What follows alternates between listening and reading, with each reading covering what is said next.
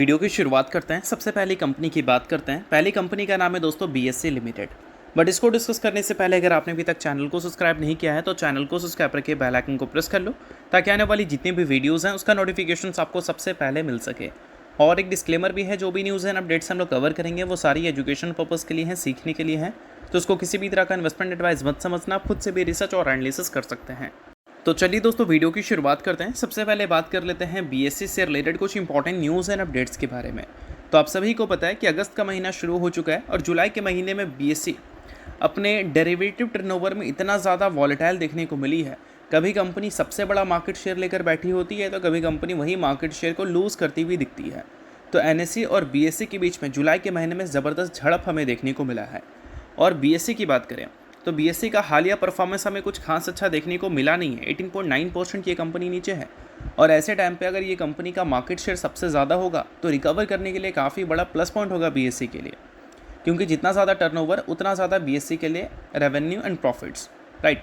But अब अगर देखोगे तो बीएससी में पूरा खेल ये है कि जुलाई के स्टार्टिंग में बीएससी मार्केट शेयर के हिसाब से सबसे बड़ी प्लेयर थी, यानी कि टॉप प्लेयर बनी हुई थी। एनएससी को भी उसने पीछे कर दिया था। फिर मिड नहीं मतलब लास्ट वीक की अगर हम बात करें तो वहाँ पर एनएससी जो है वो मार्केट शेयर के हिसाब से टॉप बन गई थी और वहाँ पर बीएससी हमें सेकंड नंबर पे फिर से आती हुई दिख गई थी।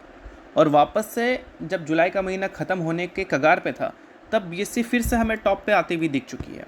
यानी कि जुलाई के महीने में अगर देखोगे तो बीएससी के डेरिवेटिव टर्नओवर्स एनएससी के कंपैरिजन में हमें ज़्यादा देखने को मिले हैं।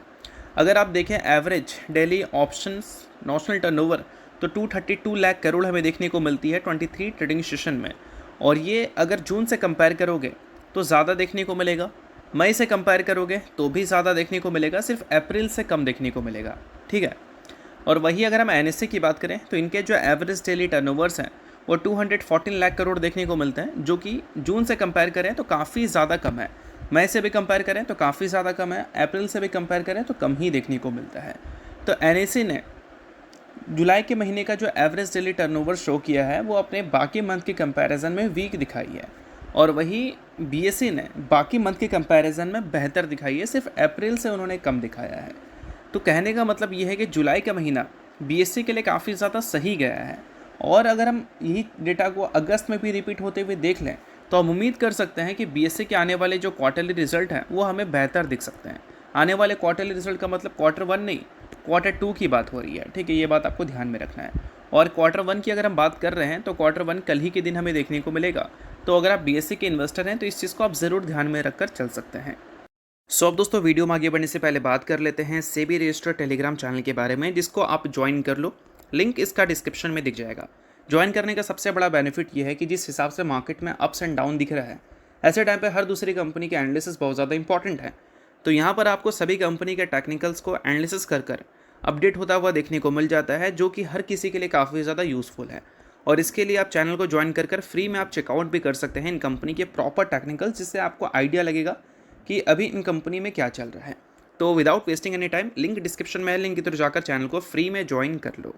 बट इन सारी चीज़ों के बाद दोस्तों एक इम्पॉर्टेंट इंडेक्स डेरिवेटिव टर्नओवर का डेटा रिपोर्ट हुआ है आरबीआई के न्यू रूल्स के बाद का।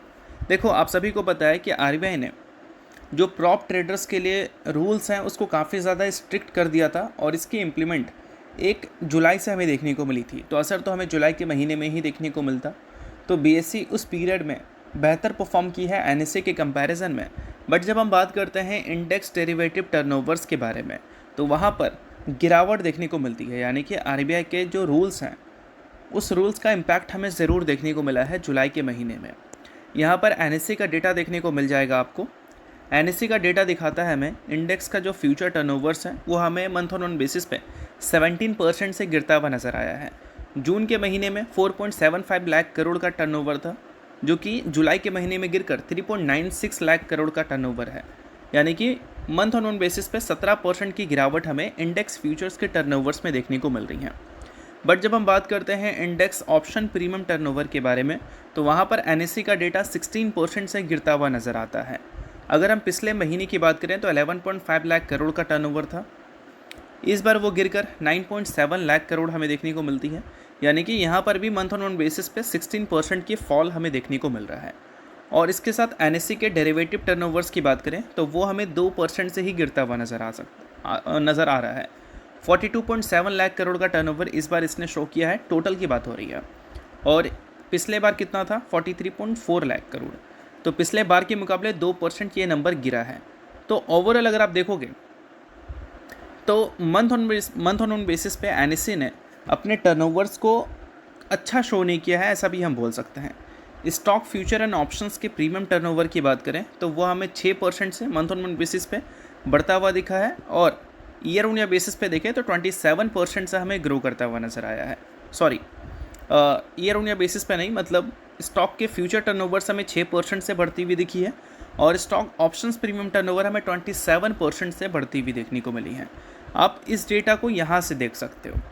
इंडेक्स फ्यूचर्स टर्नओवर्स हमें 16.7% गिरती हुई दिखी है मंथ ऑन बेसिस पे। फ्यूचर टर्नओवर 5.6% से ग्रो करती हुई दिखी है स्टॉक का, और इंडेक्स ऑप्शन प्रीमियम टर्नओवर 15.5% से गिरता हुआ नज़र आया है। स्टॉक ऑप्शंस प्रीमियम टर्नओवर 27% से हमें ग्रो करती हुई नज़र आई है, और टोटल एनएससी के टर्नओवर्स हमें 1.6% से गिरते हुए नज़र आए हैं।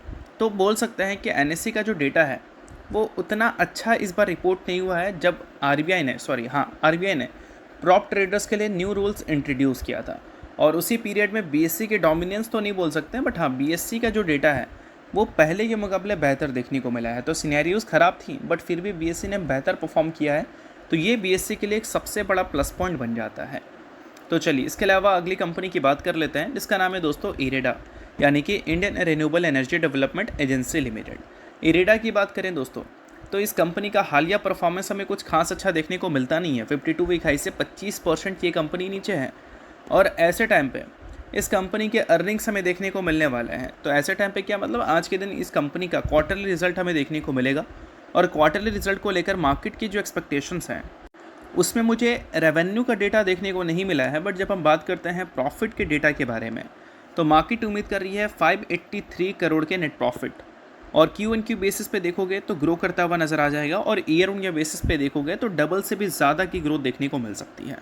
और डबल से ज़्यादा की ग्रोथ देखकर खुश मत होना, क्योंकि पिछले साल के क्वार्टर 1 में गेंसॉल इंजीनियरिंग के फ्रॉड का इम्पैक्ट कंपनी के नेट प्रॉफिट में हुआ था, बट वो सारे इम्पैक्ट्स तो अब हमें देखने को मिलेंगे नहीं, क्योंकि वन टाइम इम्पैक्ट था, प्रोविजंस कंपनी ने दिखा दिया था, इस वजह से कंपनी के प्रॉफिट नीचे चले गए थे। बट अब मार्केट उम्मीद करेगी कि रेवेन्यू के साथ प्रॉफिट्स भी हमें ग्रो करते हुए नजर आए, क्योंकि पिछले एक साल से अगर आप देखोगे तो कंपनी के रेवेन्यू तो फिर भी हमें 23% से ग्रो करते हुए नज़र आते हैं, बट जब हम बात करते हैं प्रॉफिट की तो वहाँ पर ग्रोथ हमें सिर्फ 10% की ही देखने को मिलती है। और इस कंपनी के शेयर होल्डिंग पैटर्न में एफआईएस की बात करें तो एफआईएस लगातार अपनी स्टेक्स को स्लाइटली अप करती हुई नजर आई है, और डीआईएस की स्टेक स्लाइटली रिड्यूस होती हुई नजर आई है। ये कंपनी के अर्निंग्स पिछले एक साल में थोड़े ख़राब हुए हैं, वो गेंसॉल इंजीनियरिंग के फ्रॉड के कारण।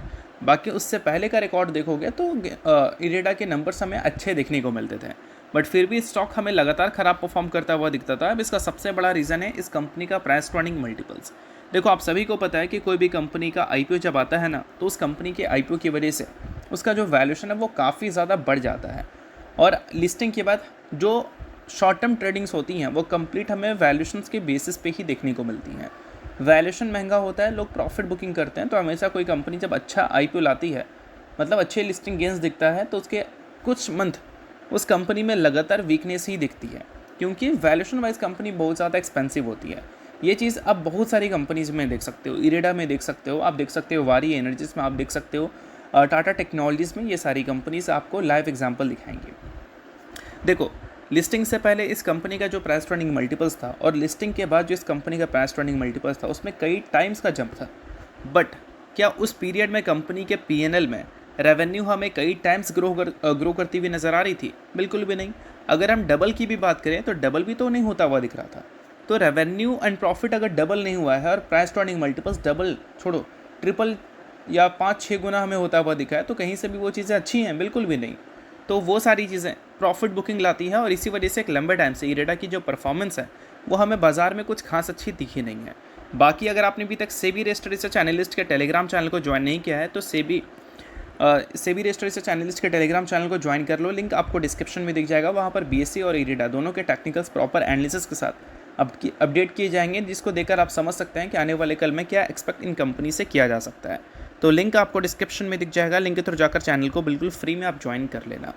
अगली कंपनी की बात कर लेते हैं, तो अगली कंपनी है दोस्तों टेम्पो ग्लोबल इंडस्ट्रीज़। हाल ही में कंपनी के बोर्ड ने 1:10 के रेशो में स्प्लिट अप्रूव किया है मार्केट में लिक्विडिटी को इन्हांस करने के लिए। तो अगर आप इस कंपनी के इन्वेस्टर हो तो इस न्यूज़ को आप नोट कर सकते हो, इन्वेस्टर नहीं हो आप इग्नोर कर सकते हो। न्यूज़ थी इस वजह से मैंने बता दिया, बाकी ये किसी भी तरह का रिकमेंडेशन नहीं है। तो होप करता हूँ ये वीडियो आपको अच्छा लगा। वीडियो लाइक कीजिए, पहले बार सब्सक्राइब कीजिए। वीडियो के लिए बहुत बहुत शुक्रिया।